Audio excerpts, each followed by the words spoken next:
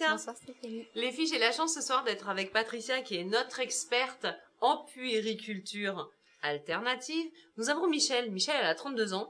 Et Michel, elle a un petit bébé. Et son bébé commence à faire des petites quenottes. Et là, c'est le drame.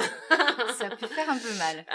Voilà, c'est ça. Donc, non seulement il dort plus, enfin bon, c'est un petit peu la panique. Donc, elle te demande conseil parce qu'elle a entendu parler de la racine d'iris. Oui, tout à fait. Donc, moi, j'ai la chance d'en avoir une petite entre les mains. Mais par contre, comment est-ce que bébé et maman doivent l'utiliser? Voilà. Donc, ce qu'il faut savoir, c'est que la racine d'iris, c'est un produit qui est complètement naturel. On l'appelle aussi racine de violette. Donc, c'est vraiment le rhizome d'un iris. Et ça sert à aider bébé à sortir ses premières dents. Donc, en fait, ça agit comment? On croque dedans? Alors après l'avoir passé à l'eau chaude et bouillanté la première fois, il faut accompagner bébé. Donc bébé va toujours s'en servir sous le regard, sous la surveillance d'un adulte. Et donc il faut Faut pas accompagner. l'avaler. Tout à fait. Donc et puis on peut aussi faire que on le tient parce que les premières fois, voilà, s'il a 4-5 mois, il peut ne pas bien le tenir. Et du coup, c'est bébé qui va vouloir le mettre justement là où il a plus mal. Et il va commencer à la mâchouiller. Et ça, c'est une matière, une racine qui devient vraiment un peu élastique et qui a des propriétés notamment antalgiques, donc qui vont calmer un petit peu les douleurs, voilà.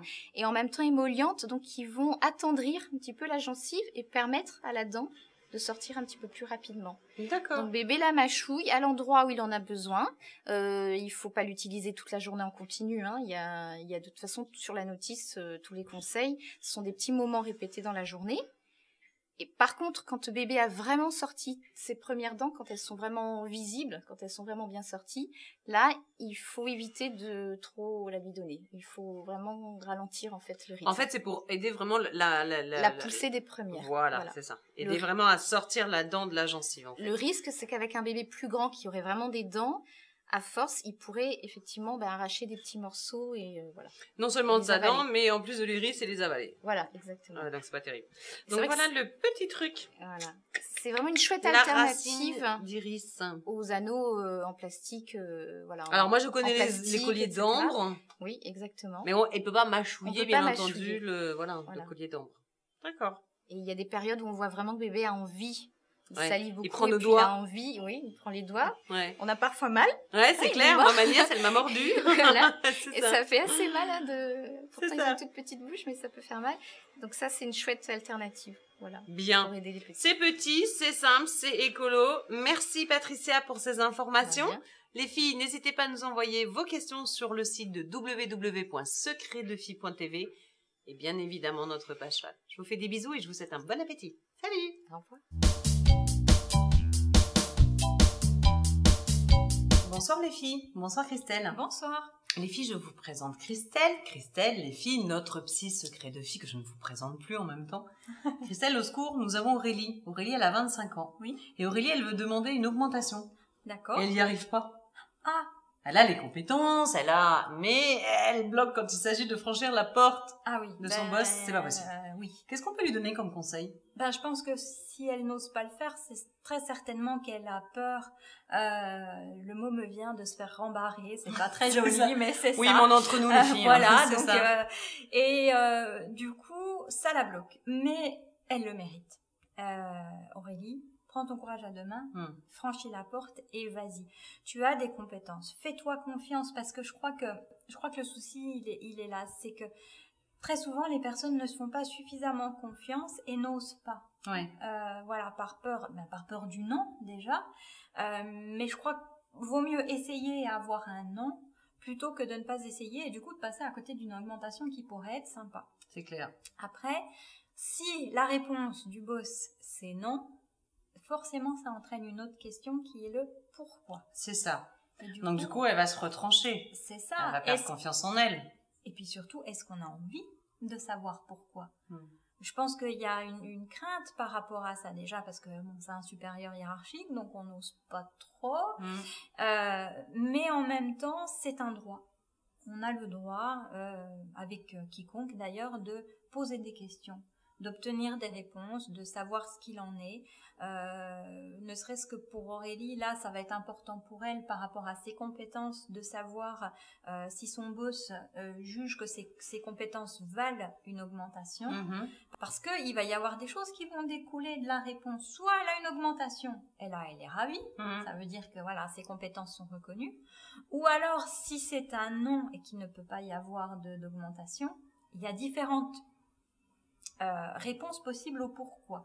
Ça va être que l'entreprise n'a pas les moyens d'une augmentation, mais à ce moment-là, peut-être qu'il y a d'autres choses qui peuvent être... Elle peut avoir des avantages en nature. Je sais pas ce que tu vois par là, mais oui. Une voiture de fonction. Une voiture de fonction, un téléphone, mais non.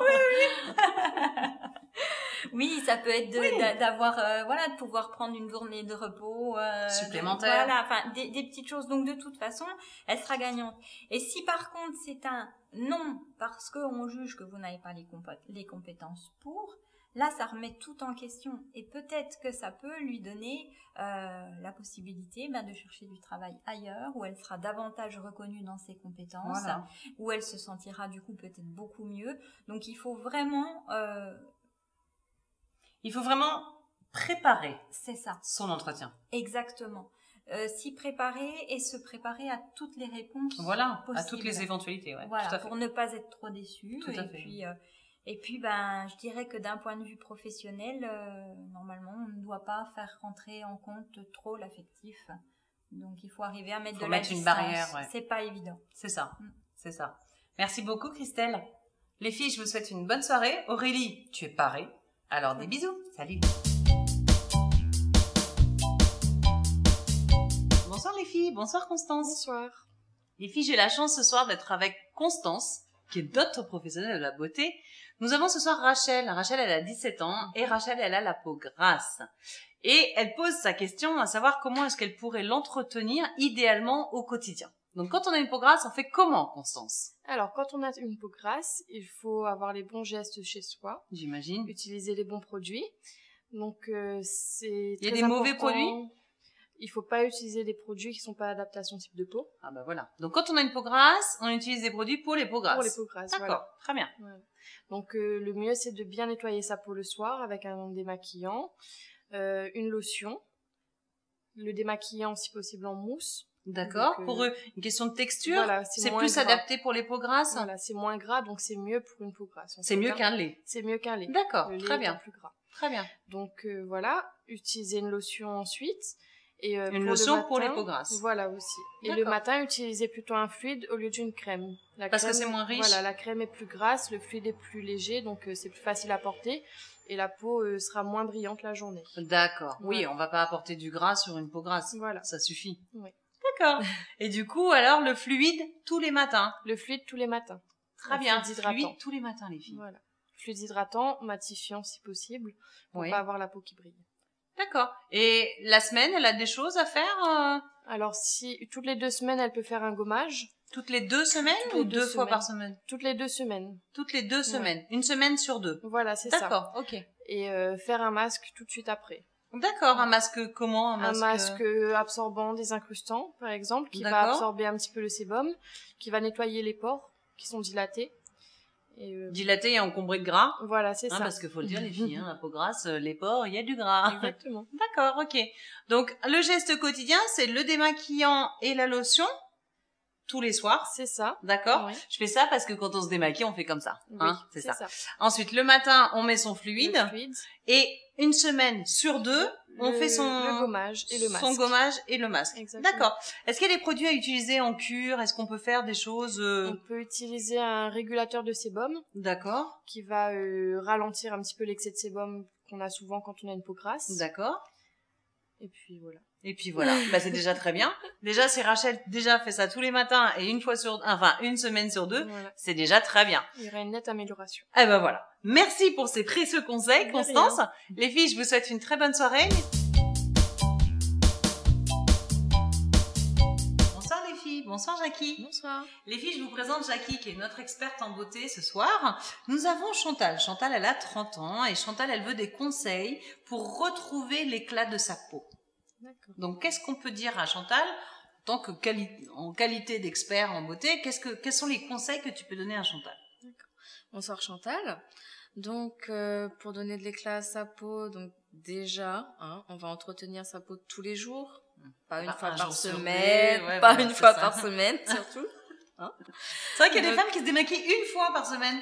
Je l'ai appris il y a pas longtemps. Ou on se démaquille uniquement quand on se maquille. Non. Oui, c'est ça. On se démaquille tous les jours. Hein, oui, matin parce que et soir. Peut-être qu'il faut expliquer aussi l'utilité d'un démaquillant. Ça ne fait pas que enlever le maquillage, ça enlève la pollution, enfin tout voilà, ça enlève tous les secrets que m'a dit Jackie. Ça enlève les poussières quand on se démaquille le soir, ça enlève les poussières de toute la journée, hein, de la pollution, etc. Donc commencez par ça. Voilà, on se démaquille tous les jours. Ensuite, on se fait un petit gommage toutes les semaines, hein, avec des micro-grains. Donc le gommage, vous l'appliquez et vous massez avec des petits mouvements avec la pulpe des doigts. Ça va enlever les cellules mortes. Ça va enlever les cellules mortes qui ternissent le visage, la peau. Donc voilà. D'où l'éclat de la peau. Exact. Ensuite, un masque, hein, adapté à son type de peau.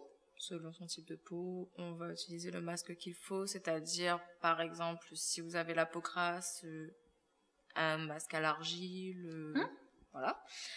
Ensuite, une crème de jour, hein, tous les jours. Hein. Il y a des crèmes de jour qui sont adaptées pour améliorer l'éclat du teint quand on sent qu'on a un petit peu mauvaise mine. Oui, après ça dépend des principes actifs qu'il y a à l'intérieur. D'accord. Voilà. Et un petit remède de grand-mère. Hein. On adore les remèdes de grand-mère. C'est quoi? Alors, pour les changements de saison, donc à chaque changement de saison, on veut presser un citron dans notre bouteille d'eau quotidienne et la boire, voilà. On mélange son jus de citron avec de l'eau. Ah d'accord, et on la boit toute la journée. Toute la journée, ça sur 3-4 jours. D'accord. Voilà. Et éviter le jus de citron au réveil, hein, le matin, parce que c'est vraiment pas bon pour l'estomac. Donc c'est super acide. Voilà. C'est pour ça que manger avant, hein, prendre un bon petit déjeuner, et puis boire sa bouteille d'eau, voilà. Durant la journée. Voilà. Pendant 3 ou 4 jours. Le citron frais. Un citron frais. D'accord. Voilà. On le coupe en deux, on le presse et on le met dans une bouteille d'eau. Voilà. Et on le boit toute la journée. Voilà. Et là, vous avez un éclat, les filles. Voilà. Rayonnant, c'est ça? Exact.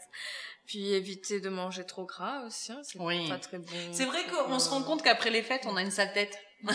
Parce qu'on a mangé pendant une semaine. Et du coup, non, l'alimentation, tu as raison, c'est très important. C'est vrai. Et éviter le soleil, hein. Éviter de s'exposer au soleil inutilement. Ouais. Donc voilà. Super. Merci beaucoup, Jackie, pour tous ces conseils. Bonsoir les filles, bonsoir Joseph. Bonsoir Stéphanie. Bonsoir les filles, nous avons la chance ce soir d'être avec Joseph qui est le responsable de la formation coiffure dans une école de coiffure. Nous avons ce soir Joseph Pascaline. Pascaline elle a 19 ans et Pascaline elle pose la question ce soir à savoir quels sont les outils nécessaires dans une mallette de coiffeuse pour être la best des coiffeuses. Alors traditionnellement dans une mallette de coiffeuse on va retrouver les instruments de coupe,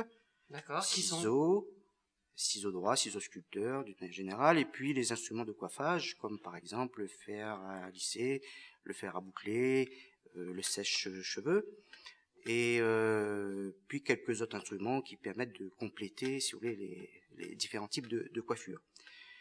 Ça, ce sont les outils pour pratiquer, le matériel nécessaire pour la formation. Mais ce qui va compter davantage, c'est bien l'ambition, la stratégie qui va être mise en place par l'élève, son projet professionnel, pour arriver à devenir un professionnel confirmé. D'accord. Et alors, est-ce que tu connais les secrets des coiffeuses? Pour être une super coiffeuse, la meilleure coiffeuse? Alors, c'est difficile. Il faut du temps pour devenir une bonne coiffeuse. Il faut du temps, il faut de la volonté. C'est un métier de service à la personne, donc il faut ancrer ça dans son esprit. On va servir des gens et on va les servir au moment où ils expriment leurs besoins. Donc il faut une grande disponibilité. Une grande écoute? Une grande écoute, une grande volonté quand on va chez le coiffeur, on raconte sa vie, hein? Oui, mais ça sert aussi à mieux comprendre les gens. C'est un exutoire. Mais disons que ce qui est très très important, c'est d'être disponible au moment où le client exprime son besoin. Et d'être capable de proposer le service qu'il réclame. Et ça demande véritablement de la formation, de l'implication, de l'écoute, de l'attention et une volonté de servir.